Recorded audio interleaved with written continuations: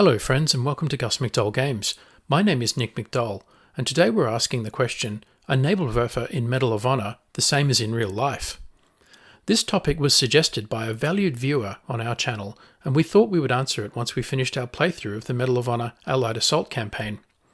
Let us know in the comments section below if you have any questions like this about Medal of Honor or other games. We first encounter the Nebelwerfer in Mission 3 Operation Overlord, the Nebelwerfer Hunt. If you haven't seen it yet, check out our playthrough of the moment when we locate the battery in Mission 3 Episode 5, around 4 minutes 30 seconds into the video.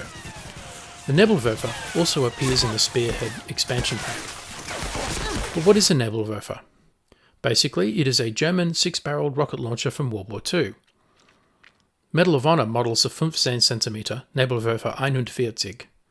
We know this for two reasons.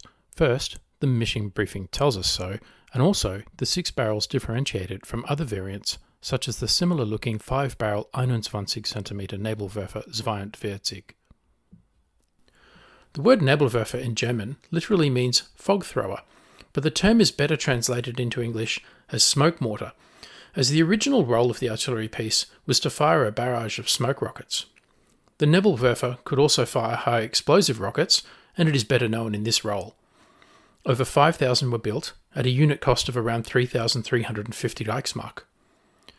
So we will compare the game weapon with the real weapon using the following 6 characteristics: crew, operation including firing sequence, reloading, deployment, range, and employment.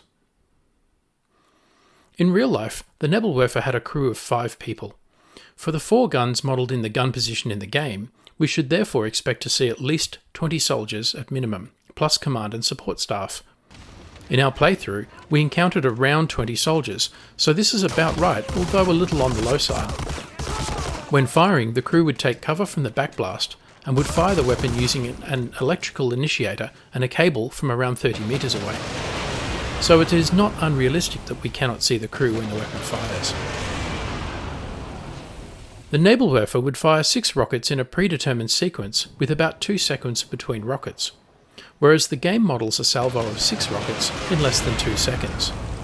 The delay between rockets in real life was to avoid the backblast from each rocket affecting the trajectory of the next rocket in the sequence. While we don't see the crew when firing the weapon, the crew would need to reload the weapon, and each platform would take around 5 minutes to reload 6 rockets, whereas in the game we see the same platform firing another salvo after as little as 20 seconds, with no crew in sight.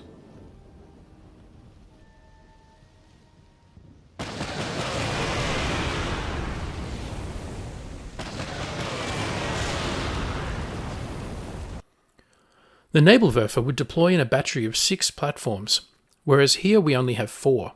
Perhaps it has already suffered casualties. An artillery battery will usually have its own local defence with machine guns, so the barbed wire and the 4 machine gun positions modelled in the game are quite realistic. As the Overlord mission is attacking the Atlantic Wall defences, this may explain the concrete bunkers overlooking the only avenue of approach. The crew would dig trenches around the Nebelwerfer to store ammunition, and would take cover in these trenches when firing, so the layout of the gun position in the game is quite realistic. In the game, the Nebelwerfer fires at us from only around 100 meters away. In real life, the weapon had a maximum range of 6,900 meters. While I could not locate the minimum range of this weapon, the rockets had a muzzle velocity of 342 meters per second, and the weapon fired in a trajectory with a minimum elevation of 5 degrees. So 100 meters in a direct fire roll is terrifying, but not realistic. Finally, the Nebelwerfer was designed as an indirect fire area effect weapon, with the rockets landing in a wide dispersion area of around 500 meters long by 130 meters wide. Tactically, it would be used against columns or concentrations of troops, headquarters staff, or equipment. Not against an individual soldier, even one as lethal as Lieutenant Patterson. Medal of Honor is a very enjoyable game, and still playable after more than 20 years. But compared to later military simulations, the game is understandably more fun than realistic. As far as its depiction of the Nebelwerfer, the number of crew and the deployment, including the layout of the gun position and the local defence arrangements, are both fairly realistic. However, the operation of the weapon, including the firing sequence, reload times, range, and employment of the weapon in the game, do not reflect the equivalent characteristics of the weapon in real life. Nonetheless, we still have a lot of fun playing Medal of Honor. I hope this helps answer the question, and thanks for watching. Don't forget to check out the 2 Hunt for the Nebelwerfer episodes, part of our Medal of Honor campaign playthrough. As always, please like, comment, subscribe, and donate to support our channel. See you next time.